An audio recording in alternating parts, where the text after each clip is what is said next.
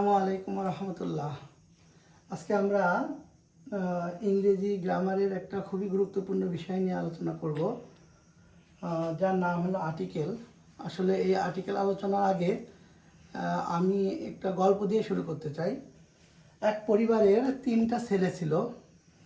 যখন সেই ছেলে 3টা ছোট ছিল তখন সে পরিবারের সাথেই সে বসবাস করত, কিন্তু ওই ছেলে 3টা বড় হওয়ার কারণে পরিবার তাকে বিচ্ছিন্ন বা আলাদা করে দেয়। ঠিক আর্টিকেলটাও এমন যে এ, অ্যান এবং দা এই 3টার সর্বপ্রথম অ্যাডজেক্টিভ হিসেবে ব্যবহার হতো, কিন্তু ইংরেজি গ্রামারে এই এ, অ্যান এবং দা এর ব্যবহার এত বেশি ব্যাপক হয়ে যায়, যার ফলে এই এ, অ্যান এবং দাকে আলাদা করে দেওয়া হয় এবং তার নাম রাখা হয় আর্টিকেল। আমরা খুব সুন্দরভাবে একবার আলোচনা করে দেখি যে এই এ, অ্যান এবং দা কিভাবে অ্যাডজেক্টিভ। আমি এখানে বোর্ডে লিখেছি যে give me a book, give me the book এবং গিভ মি অ্যান অ্যাপেল। তাহলে এখানে এই এ, দা এবং অ্যান এটা বুক এবং অ্যাপেলকে নির্দিষ্ট করে দেওয়া হচ্ছে এবং তার সংখ্যা প্রকাশ করছে। যেহেতু কোনোটাই নির্দিষ্ট এবং কোনোটাই সংখ্যা প্রকাশ করছে, যার ফলে এই এ, অ্যান এবং দাকে আমরা অ্যাডজেক্টিভও বলতে পারি, কিন্তু এর ব্যবহার ব্যাপক হওয়ার কারণে একে আর্টিকেল হিসেবে আলাদা করে দিচ্ছে, যেটা আজকে আমাদের আলোচনার বিষয়। এখন article a, an, the K article বলা হয়। এখন আর্টিকেলের অর্থ, এ মানে একটি, অ্যান মানে একটি, আর দা মানে তিতা খানাখানি। আর্টিকেলের প্রকার ভেদ নিয়ে একটু আলোচনা করা প্রয়োজন। আর্টিকেল সাধারণত 2 প্রকার, একটা হলো ইনডিফিনিট আর্টিকেল আর একটা হলো ডেফিনিট আর্টিকেল। ইনডিফিনিট আর্টিকেল হলো যেটা অনির্দিষ্ট প্রকাশ করবে, নাউনের আগে বসে সেই নাউনকে অনির্দিষ্টভাবে প্রকাশ করবে। আর ডেফিনিট আর্টিকেল হলো দা, যেটা কোনো নাউনের আগে বসে সে নাউনকে নির্দিষ্ট করে প্রকাশ করবে। তাহলে আর্টিকেল মেনলি 2 প্রকার, একটা হলো ইনডিফিনিট আর্টিকেল আর একটা হলো ডেফিনিট আর্টিকেল। ইনডিফিনিট আর্টিকেল হলো অনির্দিষ্ট যাপক আর্টিকেল, সেটা হলো এ, অ্যান, আর ডেফিনিট আর্টিকেল হলো দা, যেটাকে নির্দিষ্ট আর্টিকেল বা নির্দিষ্ট যাপক আর্টিকেল বলে। আজকে আর্টিকেলের একটা গুরুত্বপূর্ণ নিয়ম আলোচনা করব, সেটা হলো ভাওয়েলের আগে অ্যান বসে এবং কনসোনেন্টের আগে এ বসে। এখন আমরা একটু ভাওয়েল এবং কনসোনেন্ট সম্পর্কে ধারণা নিয়ে আসলে ভাওয়েল কাকে বলে। ভাওয়েল হলো এ, ই, আই, ও, ইউ, এই 5টা অক্ষরকে ভাওয়েল বলে। আর কনসোনেন্ট তাহলে অনেক সোজা, কারণ একজনা যদি বলে যে আমার 4 ভাই বোন আছে, তার ভিতরে 2টা বোন, তাহলে নিশ্চয়ই ভাই কয়টা বোঝা যাবে। ঠিক এ, ই, আই, ও, ইউ বাদ দিয়ে বাকিগুলোকে আমরা কনসোনেন্ট বলবো। তাহলে ভাওয়েলের আগে অ্যান বসে এবং কনসোনেন্টের আগে এ বসে। যেমন উদাহরণ দিলে দেখা যাবে an ass, an ant, an apple, an eye. তাহলে আমরা দেখলাম কি, যেহেতু এ এবং ই হলো ভাওয়েল, যার ফলে তার আগে অ্যান বসেছে।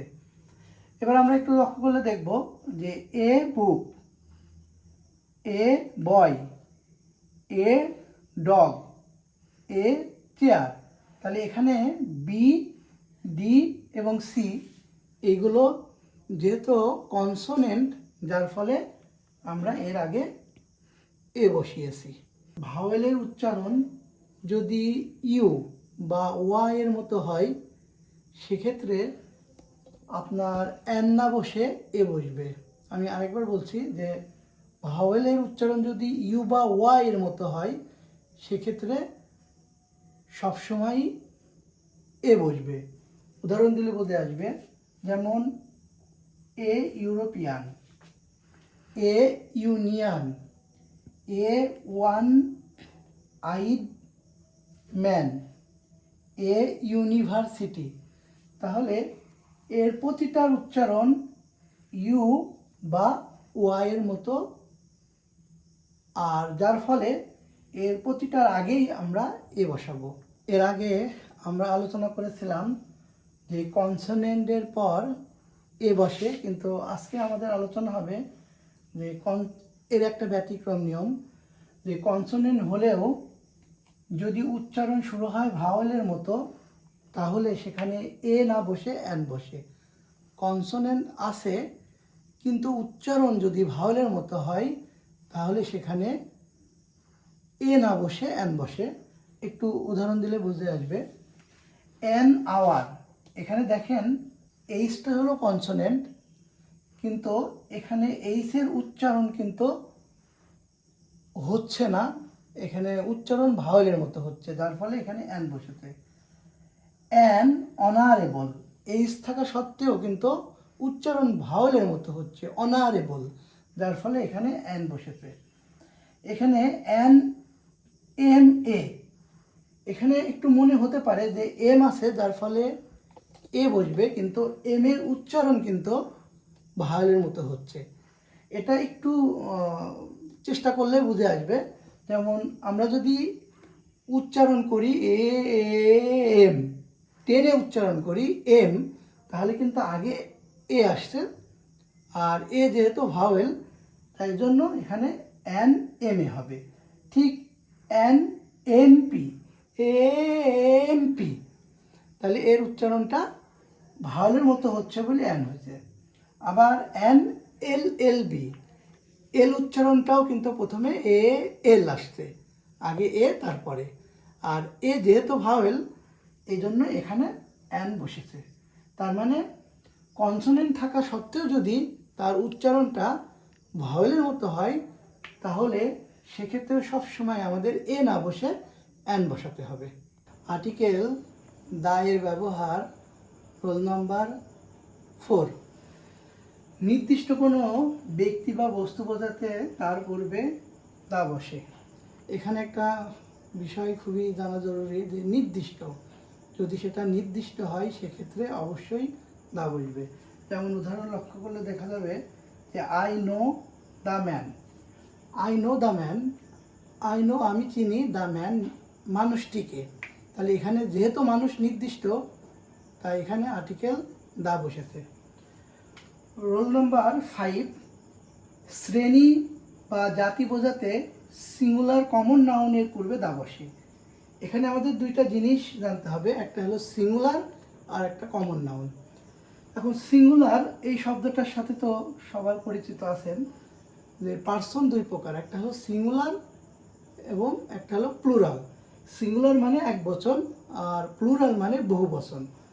আর কমন নাউন হলো যে নাউন কোনো ব্যক্তি, বস্তু বা স্থানের সাধারণ নাম বোঝাবে, সেটাই হলো কমন নাউন।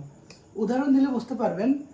যেমন বয়, বয় বলতে অনেকগুলো বালকের সমষ্টিকে বয় বলা হয়। আবার আমরা বলতে পারি যে সিটি, অনেকগুলো শহরের সমষ্টিকেই হলো সিটি বলা হয়। তার মানে অনেকগুলো শহরের সমষ্টির সাধারণ নাম হলো সিটি। এখানে বয় এবং এই সিটিটা কমন নাউন। তাহলে যদি কমন নাউন হয় সেক্ষেত্রে সবসময় তার আগে আর্টিকেল দা বসবে।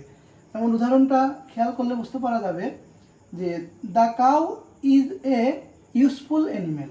এখানে কাউ একটা কমন নাউন, কারণ কাউ বলতে সমস্ত গরু, তার সাধারণ নাম হলো কাউ। আবার দ্য ইংলিশ আর ব্রেভ, ইংরেজি জাতি খুবই সাহসী। তাহলে এখানে এটা কমন নাউন, যার ফলে তার আগে আর্টিকেল দা বসেছে। মানব জাতির পূর্বে দা বসে না। যেমন ম্যান ইজ মর্টাল, এখানে যেহেতু ম্যান দ্বারা মানব জাতি বোঝাচ্ছে, যার ফলে এখানে কোনো আর্টিকেল বসবে না, ক্রস বসবে। ভাষার পূর্বে দা বসে না। যেমন the English can speak English spontaneously, এখানে দেখেন যে প্রথম ইংলিশ এটা কিন্তু ভাষা না, যার ফলে এর পূর্বে আর্টিকেল বসেছে। কিন্তু ক্যান স্পিক ইংলিশ, এই ইংলিশটা হলো ভাষা, যার ফলে এর আগে কোনো আর্টিকেল বসেনি। আবার ভাষার পরে যদি ল্যাঙ্গুয়েজ শব্দ থাকে তাহলে কিন্তু তার আগে আর্টিকেল বসবে। যেমন the English language is a very interesting, এখানে এই ল্যাঙ্গুয়েজ থাকার কারণে এই ইংরেজির আগে আর্টিকেল দা বসেছে। নাম্বার 6, প্রপার নাউনের পূর্বে আর্টিকেল দা বসে। প্রপার নাউনের পূর্বে সবসময় আর্টিকেল দা বসে। খুব সহজে জেনে নেওয়া যাক যে প্রপার নাউনটা কি। যে নাউন দ্বারা নির্দিষ্ট ব্যক্তি, বস্তু বা স্থানের নাম বোঝায় তাকে প্রপার নাউন বলে। আর এই নাউনের পূর্বে সবসময় আর্টিকেল দা বসবে। যেমন নদী, সাগর, মহাসাগর, ট্রেন, এইগুলো প্রপার নাউন, এইগুলোর পূর্বে সবসময় আর্টিকেল দা বসবে। যেমন দ্য মেঘনা ইজ এ বিগ রিভার, এখানে মেঘনা একটা নির্দিষ্ট নদীর নাম, যার ফলে তার পূর্বে আর্টিকেল দা বসেছে। The Pacific is the deepest sea, এখানে প্যাসিফিক একটা মহাসাগরের নাম, যার পূর্বে আর্টিকেল দা বসেছে। রোল নাম্বার 7, নির্দিষ্ট তারিখের পূর্বে সবসময় আর্টিকেল দা বসে।